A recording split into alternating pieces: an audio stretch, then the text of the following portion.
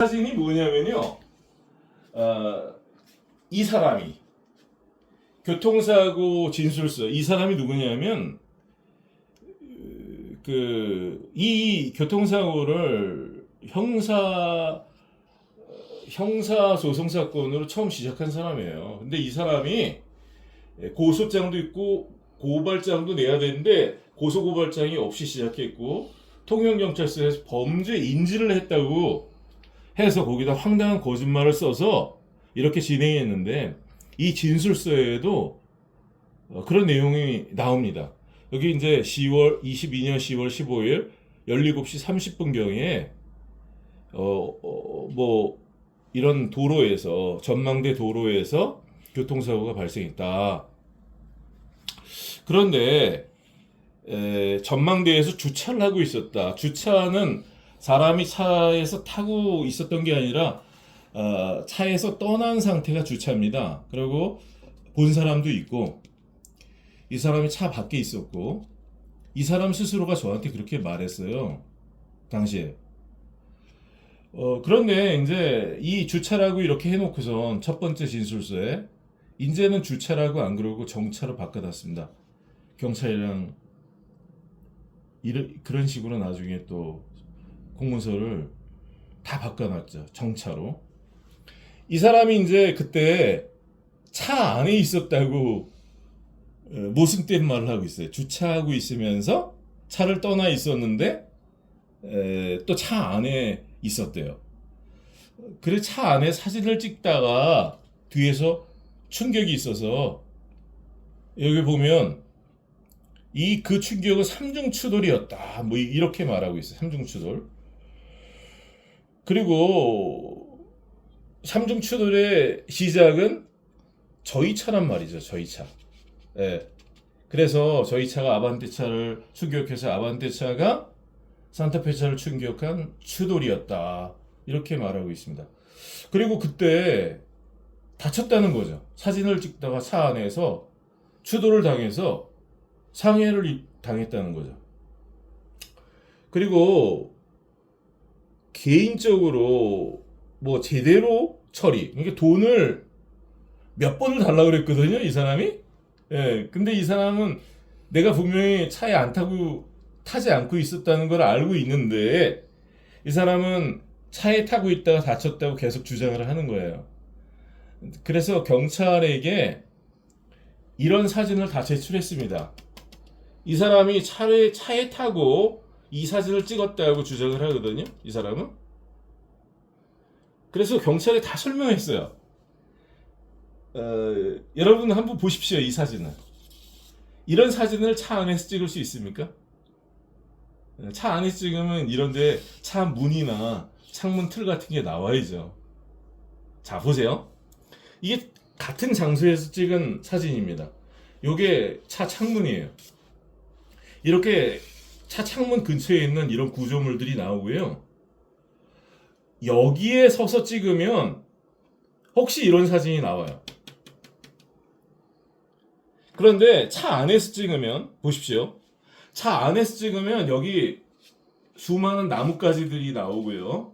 이런 표지들, 이런 난간, 이런 것들이 나오는 것입니다. 그래서 차 안에서 찍는 경우에는 여기 노을이 있다 하더라도 해 지는 그런 장면이 이렇게 촬영이 된다 하더라도 나뭇가지나 이 주위에 있는 뭐 이런 것들이 다 나오게 돼 있어요. 저희가 한번 가봤습니다. 이 똑같은 장소에. 여기가 사건 현장인데요. 요거는 경남경찰청에 포렌식을 했다는 영상이에요. 첫 번째 영상. 여기서 사고 장소인데 그 사람은 이 차에 타고 있었다고 주장을 하는 거죠. 사실 그 사건 현장에선 밖에 있었던 걸 본 사람도 있고, 본인 입으로 주차라고 했고, 밖에서 사진 찍을 때 어떤 사고가 났다고 계속 진술을 했거든요. 근데 저희가 그런 것들을 녹음을 안 해뒀죠. 왜냐하면 이렇게 나올 줄 몰랐던 거죠. 그렇습니다. 그래서 이제 저희가 이제 동일한 장소에 가고 살펴봤어요. 요 장소에 가서 살펴봤습니다. 그 장소가 여기입니다. 차 밖이에요. 요 자리예요. 요 자리에서 핸드폰을 이렇게 들고 찍어 보니까 요런 사진이 나오는데 그 사진이 이 사진입니다. 이거 보세요. 요 사진입니다. 자, 그래서 뒤로 한번 요 사진이랑 요 사진을 비춰보세요. 여기에 나오는 장면과 여기에 나오는 장면이 동일합니다. 여기에 무슨 차 문도 없고요. 나무 가지도 없습니다. 요런 난간도 없습니다. 이런 표지도 없고요. 이런 소나무도 없습니다. 여기 보시면 여기 소나무가 있어요. 소나무 가지. 요 소나무 가지가 바로 요 소나무 가지입니다. 바로 요 자리에서 이렇게 손을 높여서 찍어야지 요 소나무 가지가 이렇게 나와요. 그래서 이 사진은 차를 주차시켜 놓고 밖에서 바로 요 위치에서 사진을 찍어야지 나오는 사진입니다. 그게 거짓말이에요. 여기에 이 사건에 제출된 대부분의 증거들이 이런 식입니다. 거짓말이에요. 그리고 경찰관들, 검사 이런 사람들 도움이 없으면 만들 수 없는 허무맹랑한 그런 증거들이 많습니다. 예를 들어서 지금 이 사람이 제출한 진단서를 보면요, 법정에서 상해 진단서를 제출했냐고 법관이 물어봤어요. 그러니까 상해 진단서를 제출했다는 취지로 쭉 말했습니다. 근데 녹취록을 보니까요, 그런 것들이 명확하게 기록이 돼 있잖아요. 중간에 요약을 해서 다 뺀 거죠. 그래서 녹음을 달라고 하는 것입니다. 상해 진단서를 제출한 적이 없는데 법정에서 상해 진단서를 제출한 것처럼 그 녹취를 만드는 거죠. 그래서 녹취고 파일, 공판 녹음 녹취 파일을 달라고 한 것입니다. 그러면 명백하잖아요. 그때 뭐라고 공판에서 했는지. 교통사고로 상해 진단서를 낸 적이 없는 사람인데 상해 진단서를 보호회사에 제출했다고 증거를 만들었습니다. 그게 한 번이 아니라 제 공판에서 바로 이 사람이 증인 자격으로 나와서 그런 말을 했고, 저희 집사람 공판에서 또 여러 가지 거짓말을 했습니다. 그래서 법원에서 공판 녹음을 안 주실 수 없는 거죠. 공판 조서에다가 이거저거 빼고 쓸 수 있는 거는 법원에서 법원 사무관이나 속기사들이 이렇게 할 수 있는 권한이지만, 그래도 사실에 이렇게 말했는데 그걸 요약해 갖고 중요한 말들을 중간에 빼고 다른 말로 바꿔 놓으면 안 되는 거죠. 그래서 통영 지원에서 열람보증수사법에 규정된 대로 재판 녹음 주시기 바랍니다. 지난 3월 12일날 공판에서 법관이 재판 녹음을 주신다고 판시하셨어요. 말 바꾸지 마시기 바랍니다. 말씀하신 대로 주시기 바랍니다. 그리고 공판에서 나온 진술대로 그렇게 재판이 진행되고, 그리고 어떤 법률 위반이나 어떤 죄가 구성되지도 않는데 이렇게 허위의 증거들로 그렇게 검사가 8개월이나 지나서 제출해라 그래갖고 한의원 가가지고 거기 교통사고 교자도 나오지 않습니다. 거기 진료 기록에 보니까 생리통이에요. 생리통. 생리통, 호흡기 질환, 그런 걸로 약을 처방받았어요. 그 약은 그런 감기나 그런 데 먹는 약이에요. 그거 하루 조제받아서 그거 먹고 그걸로 교통사고 치상을 주장하는 것입니다. 그리고 그 시간에 사진 찍었다고 하는 것입니다. 차 안에서. 여기 주차라고 써놓고 차 안에 사진 찍었다고 하는 것입니다. 근데 제가 이제 이거는 꼭 말씀드리고 싶어요. 여러분들께서도 원치 않아도 이런 일이 있을 수 있습니다. 그럴 때 저는 이제 이런 일들을 법원에서 보고 있어요. 이것을 거짓말이라는 것을 알지만 이 사람이 법정에 나와갖고 이런 진술서가 진정성 성립이 되고 또 법정에서 그 사람이 갖고 있는 핸드폰에 이 사진이 있잖아요. 그래서 그 사진을 꺼내서 상세 기록에 몇 시에 찍었는지 보면 이 말이 사실인지 또 이것이 편집본인지 원본인지 확인하면 되거든요. 그래서 제가 뒤에서 지켜보고 있었고, 저는 이제 이 사람 증인이 여기 앉아 있으면 바로 그 뒤에 앉아 있었기 때문에 그 사람 핸드폰을 이렇게 들고서 이렇게 찾을 때 제가 다 보였어요, 그게. 저희 집사람이 이것을 원본 대조하기 위해서 핸드폰을 열어서 보여달라고 해서 그 사람이 이제 찾을 때 이 사진이 나오더라고요. 뒤에서 보니까 이게 사진이 나오고 그리고 이 사진이 정말 17시 30분에 사진 찍었는지 아니면 뭐 30 몇 분에 찍었는지 아니면 아예 이 날짜가 아닌지 다른 날에 찍은 건지 그거 확인하면 됩니다. 그거 바로 모니터에 띄워서 검사도 보고 판사 또 증인도 보고 피고도 보고 법원 사무관들도 보고 방청객들도 보고 그러면 됩니다.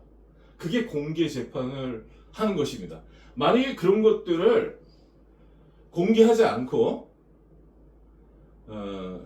법원 직원이나 뭐 이렇게 누가 혼자만 이렇게 보고 탁 닫고 왜냐하면 그렇게 하면 안 되는 거거든요. 그 증인이 이렇게 제출한 것을 다 같이 봐야죠. 그걸 확인을 해줘야죠. 근데 그렇게 진행을 하지 않더란 말이죠. 이게 정상적이지 않죠. 제가 볼 때 그 상식과 경험에 의뢰되는 거죠. 그러면 다 보던 데서 이 사진이 원본 확인을 하자 그러면 이게 원본이다. 자 보세요. 모니터에 보여주면 됩니다. 20초. 그리고 여기 보세요. 상세 기록 몇 시 몇 분에 찍었습니다. 몇 월 며칠 그러면 됩니다. 그거 한 20초면 됩니다. 그걸 안 하고 딱 닫아버리고 돌려주더라고요. 분명히 거기에 불리한 게 있으니까 그랬다고 생각합니다. 이렇게 재판을 갖다가 2, 3년 끌다가 이런 것들이 거짓으로 밝혀지면 그 검사도 그러고 그 판사들이 그렇게 끌지 않았어요? 재판을? 이게 그냥 넘어갈 수 있다고 생각하십니까? 이 사건에 국가수 감정서가 들어가 있어요. 국가수 감정서 그것도 법정에서 빼려고 했습니다. 제가 방청석에 앉아서 들었어요. 피고가 그걸 증거 동의했는데 왜 그걸 검사가 빼려고 합니까? 검사가 이렇게 빼야 된다는 취지로 이렇게 말했어요. 그 국가수 감정서는 이런 교통사고 장면들이 국가수에서 보증한 거다. 이거는 진정한 것이다. 유변조되지 않았다. 그런 것들을 보증하는 서류인데 그걸 왜 뺍니까? 국가수 감정서를 검사가 증거 목록에 포함시킬 때 왜 그걸 갖다가 포함시켜요? 이런 거나 그냥 증거 영상이나 보통 이렇게 증거 기록에 첨부하는 거지, 누가 국가수 감정을 받아서 거기다 첨부시킵니까? 그거는 작정하고 처벌하려고 그 미사일을 쏜 셈이에요. 총을 쏴도 되고 아니면 파리채로 이렇게 해도 되는 그런 일을 거기다가 미사일을 쏜 셈입니다. 국가수 그렇게 할 일이 없는 곳입니까? 국가수가? 이런 교통사고 약식명령에 국가수 감정서를 받아서 그걸 제출해요? 국가수 감정서 문제는 나중에 말씀드릴게요. 왜 그들이 빼려고 했는지 말씀드리겠습니다. 이게 이제 교통사고 문제지만요, 우리가 살다 보면 여러 가지 사건에 연루될 수가 있습니다. 착하게 살아도. 그리고 앞으로 우리나라가 이런 방향으로 가게 되면 이런 일들은 그냥 큰 일도 아니고요. 살인죄도 안 졌는데 살인죄, 내가 사기를 당했는데 내가 사기를 친 사람으로 바뀌어 있는 거죠, 법원에. 상대방 사기꾼한테 합의를 해줘야지 형량을 줄일 수 있는 거죠. 지금 그런 겁니다. 지금 진행하는 게. 대부분의 증거가 위변조됐기 때문에 검사가 제출한 증거 기록을 대부분 지금 법원에서 빼버렸습니다. 저희 집사람이 죄인이라고 이렇게 증거 기록을 199개를 해서 저희 아내를 약식명령으로 처벌을 이미 한 번 했는데, 병원 같으면 수술 안 받겠다는 환자를 억지로 묶어두고 팔다리 자른 셈이에요. 처벌이 끝났습니다. 그래서 진료 기록 같은 걸 가지고 지금 따지는 거예요. 언제 수술에 동의했냐? 이거는 위변조된 거 아니냐? 내가 언제 그런 사진을 찍었냐? 근데 이거 내가 찍지도 않은 사진을 왜 여기다 증거로 첨부해갖고 수술 조견을 써가지고 내가 반대했는데 내 사인도 없는데 수술 동의서 이렇게 위조해가지고 나를 마취해갖고 팔다리를 잘라놨다. 지금 이런 겁니다. 근데 2년을 끌면서 계속 이렇게 이런 식으로 재판을 장기화하고 있는 것입니다. 거기에 국가수, 감정서, 또 경남경찰청 영상분석서 이런 거, 또 검사가 제출한 그런 어떤 보고서 이런 것들을 잔뜩 더덕더덕 붙여서 죄를 씌우고 있는 것입니다. 저는 그런 생각이 있어요. 죄를 씌우세요. 그리고 죄를 씌워서 보내세요. 내가 보겠습니다. 그리고 우리가 그런 것들이 두려우면 여기 쓰지 않았을 것입니다. 국민 여러분, 지켜봐 주시고 우리나라에서 이런 일들이 진행되고 있다는 걸 아시고, 우리나라가 이렇게 부패하고 썩어가고 있고 지금 별별 일들이 다 일어나는 거. 그리고 또 오늘 아침에 신문을 보니까 노란 봉투법이 통과가 됐더라고요. 이런 어이없는 일들. 정말 나라를 파괴하려는 특명을 제3국으로부터 받아갖고 온 자들이 지금 정권을 잡고 있는 것 같아요. 지금 기업들은 대안을 찾을 것입니다. 대한민국을 떠나겠죠. 큰 기업들은. 대한민국이 이렇게 망해가는 것입니다. 1992년에 한중수교가 있고 바로 그 직전에 노동쟁의가 아주 심했어요. 그래서 임금이 많이 올랐죠. 그 당시에. 그리고 이제 중국과 수교되면서 이렇게 영세한 뭐 그런 중소기업들, 그리고 그렇게 임금이 많이 올라가게 되면 경쟁력을 잃을 수밖에 없는 그런 섬유 업종이라든지 이렇게 신발 업종이라든지 뭐 이런 대표적인 이런 업종들이 중국으로 많이 갔습니다. 그 한복 가서 돌아오지 않는 거죠. 근데 이제 그런 업종들이요, 어떤 임금으로 치면 그 괜찮은 직종들, 또 많은 사람들에게 일거리를 제공하는 직종이고 그런 거죠. 이제 우리가 이제 그런 직종이 없어질 때 해외 수입해야 되는 거죠. 여기서 네이 하나도 제대로 못 만드는 나라로 전락하는 것입니다. 그 기술을 중국에 가서 다 가르쳐주고 그 나라에서 만들어서 수입해 오는 것입니다. 저는 이 김치 문제도 심각하다고 생각해요. 제가 중국에서 김치를 먹으면서 배가 아팠던 적이 많습니다, 사실. 전에는 바빠서 김치를 집에서 못 만들었어요. 시간이 없으니까.